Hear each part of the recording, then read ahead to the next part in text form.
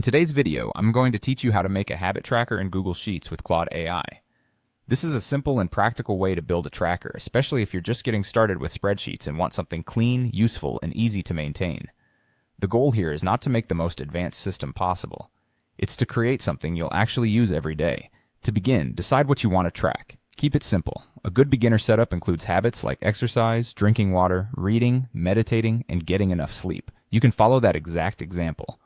Or swap in habits that match your routine better. The important thing is to avoid adding too much at once. Starting with 3 to 5 habits is usually the best approach because if your tracker feels too complicated, you're less likely to stick with it. Once you know what you want to track, open Claude and ask it to create the structure for you.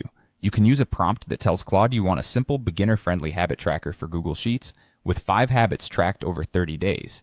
Mention that you want columns for the date and each habit, along with checkboxes, a daily completion percentage, and a monthly completion summary. Also, ask it to explain the setup in Google Sheets without coding. This helps Claude give you something practical and easy to follow, rather than overly technical instructions. After that, open Google Sheets and create a blank spreadsheet. This is where you'll build the tracker Claude helped you plan. Set up the columns based on the structure you requested. For example, include a date column, then one column for each habit such as exercise, water, reading, meditation, and sleep.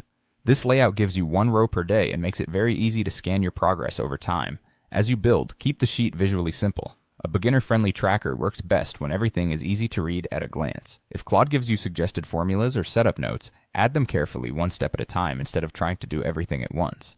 That way, if something looks off, it's easier to fix.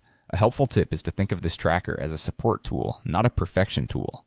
Missing a day doesn't mean the system failed. What matters is that the tracker helps you notice patterns and stay consistent over the month.